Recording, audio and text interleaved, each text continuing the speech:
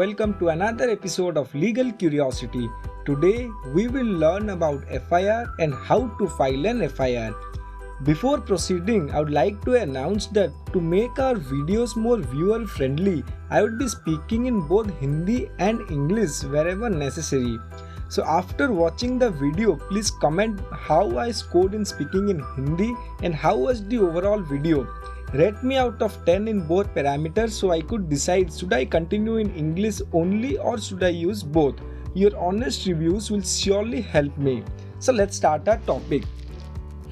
What is an FIR? FIR or First Information Report means an information recorded by a police officer on duty given either by the aggrieved person or any other person to the commission of an alleged offence. So why do we need to file an FIR? What is its importance? FIR is an important document because it sets the process of criminal justice in motion. It is only after the FIR is registered in the police station that the police takes up investigation of the case. ये एक important document है क्योंकि ये आपराधिक न्याय को गति में लाता है और FIR के बाद ही पुलिस अपनी इन्वेस्टिगेशन शुरू करती है. बिना FIR के पुलिस इन्वेस्टिगेशन भी शुरू नहीं करेगी. Which types of cases can be reported in FIR? Only cognizable offences can be filed in an FIR. So naturally, the next question that comes to our mind is, what is a cognizable offence? A case in which a police officer may arrest without a warrant as per the first schedule of the Criminal Procedure Code or under any other law for the time being in force are usually offences called cognizable offences. These are usually serious in nature. ये आमतौर पर serious cases होते हैं जिसमें police बिना warrant के भी एक आदमी को अरेस्ट कर सकता है. ऐसे केसेस को हम कॉग्निजेबल ऑफेंस कहते हैं. Contrary to cognizable offense, a non-cognizable offense is an offense in which the police has no authority to arrest a person without a warrant. Cognizable offenses का ठीक opposite non-cognizable offense होता है जिसमें police को एक warrant का जरूरत होता है किसी को भी अरेस्ट करने के लिए, जो वारंट एक मजिस्ट्रेट दे सकता है पुलिस को. Okay, so we have our first law students booster here, the difference between cognizable and non-cognizable offenses. Cognizable offenses are defined in section 2C of the Criminal Procedure Code and non-cognizable offenses is defined in section 2I of the Criminal Procedure Code. Murder, rape, dowry, theft are examples of cognizable offenses. Cheating, bribery during elections, fraudulent use of false instrument for waiting, forgery, defamation are some examples of non-cognizable offences. Section 154 of CRPC provides that under a cognizable offence or case, the police officer has to receive the FIR relating to the cognizable offence, which can be obtained without the magistrate's permission, and enter it in the general diary to immediately start the investigation. Section 155 of CRPC provides that if a police officer receives information regarding the commission of a non-cognizable offence, he is supposed to enter the substance of the case in the station diary and refer the informant to approach the concerned magistrate. Now let's get back to our topic. So, registration of FIR is discretionary power of the concerned SHO. This puts police in a dominant position. SHO is a station house officer जिसको हिंदी में थाना गृह अधिकारी भी कहते हैं. By use of his power, he can take up an FIR but he may not proceed with an investigation. FIR दर्ज करना एक थाना गृह अधिकारी का विवेकाधीन शक्ति है जिसके तहत वो एफआईआर तो दर्ज कर लेगा पर इन्वेस्टिगेशन शुरू नहीं करेगा। पर ये पावर एसएचओ बहुत रेयर केसेस में यूज करता है। जैसे कि मान लीजिए कि अगर कोई आदमी आता है और 50 रुपए चोरी का एफआईआर दर्ज करता है, तो ऐसे केसेस में पुलिस इन्वेस्टिगेशन नहीं कर सकती है। So there are two important points for an FIR. The statement should be an accusation, that it must be in nature of a complaint, or it should be a statement that gives some information regarding a crime. जो बयान दिया जा रहा है एक आरोप होना चाहिए और ये एक शिकायत के तौर में होना चाहिए, या फिर ये एक बयान होना चाहिए जो किसी अपराध के संबंध में कुछ जानकारी देता है। दूसरा, ये एक कॉग्निजेबल ऑफेंस होना चाहिए।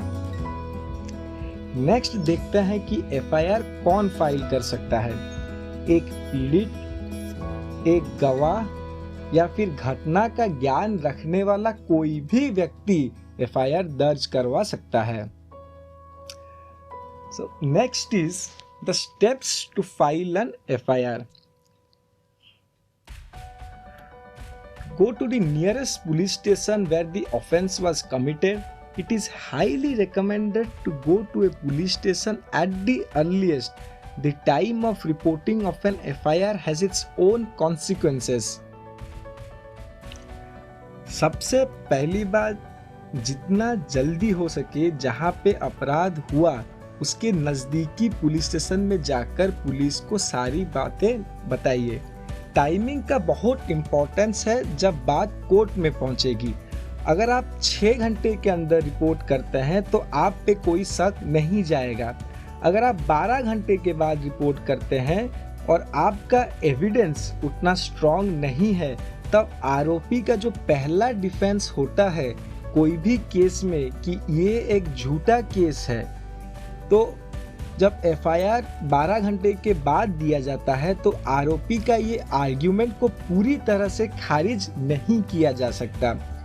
इसको सिंपली बोला जाए तो इसका मतलब नहीं होता कि उसका ये आर्ग्यूमेंट को सच माना जाएगा, बट कोर्ट उसका ये आर्ग्यूमेंट को थोड़ा ज्यादा वेटेज के साथ कंसीडर करेगा।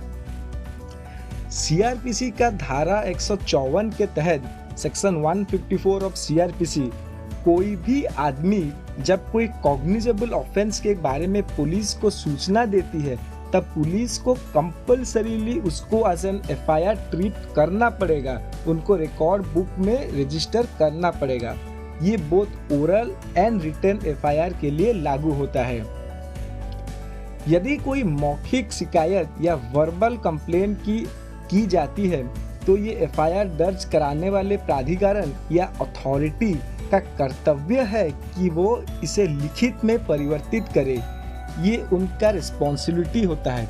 जो लिखना नहीं जानते उनके लिए तो पुलिस को लिखना पड़ता ही है, पर हम लोग अक्सर देखते हैं कि जब कोई पढ़ा लिखा आदमी जाता है पुलिस अपना ये ड्यूटी नहीं निभाती। ये मैं इसीलिए नहीं बोल रहा हूँ कि हर एफआईआर पुलिस खुद लिखे। जिसको लिखना पढ़ना आता है वो खुद लिखे और पुलिस का बर्डन ना बढ़ाए, पर जब किसी का मानसिक स्थिति ठीक ना हो वहाँ पे पुलिस को ज़्यादा प्रेशर और नहीं देना चाहिए। और अगर और मोस्टली जब कोई क्रिमिनल मैटर होता है तो एक आदमी का मानसिक परिस्थिति उतना सही नहीं रहता।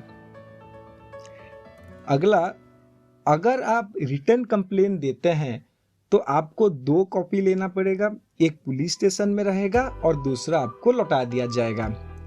उसके बाद पुलिस सारी सूचना को अपने से चेक करती है, फिर आपको पढ़कर सुनाती है। पुलिस एफआईआर दर्ज करने के बाद आपको उसमें साइन करना पड़ता है। फिर आखिर में ये पुलिस का कर्तव्य है कि वो आपको ये कंप्लेंट का एक कॉपी फ्री में दें। इसको लेना आप कभी मत भूलिए, क्योंकि आपके पास ये इकलौता डॉक्यूमेंट रहता है आपके एफआईआर की। बाद में कभी कोई उलझन आए तो आप ये कॉपी को शो कर सकते हैं। एफआईआर दर्ज करते टाइम ये ध्यान जरूर रखना चाहिए कि उसको आप और बदल नहीं सकते। हाँ, इन्वेस्टिगेशन करते करते कुछ नया चीज सामने आता है तो उसको ऐड जरूर किया जा सकता है, वो अलग बात है। पर ऐसा ना हो कि आप लिखे होंगे उस ऑफेंस में 3 आदमी थे, फिर बाद में आप उसको चेंज करके 2 आदमी कर रहे हैं। इसमें आपका क्रेडिबिलिटी कम हो जाता है। सो एफआईआर में क्या क्या रहता है? कंप्लेनेंट्स नेम एंड एड्रेस, फिर date, time and location of the incident being reported, the true facts of the incident as they occurred, names and descriptions of the persons involved in the incident, various sections of relevant acts to the offense, police station reference number और फिर नीचे आपका signature. FIR का एक sample copy मैं अभी आपको लिख के दिखा देता हूँ। वो कुछ नहीं होता, एक नॉर्मल सा एप्लीकेशन होता है जो हम लोग रोज स्कूल में या फिर बचपन से लिखते आए हैं। फिर भी मैं आपको एक कॉपी बना के दिखा दे रहा हूँ।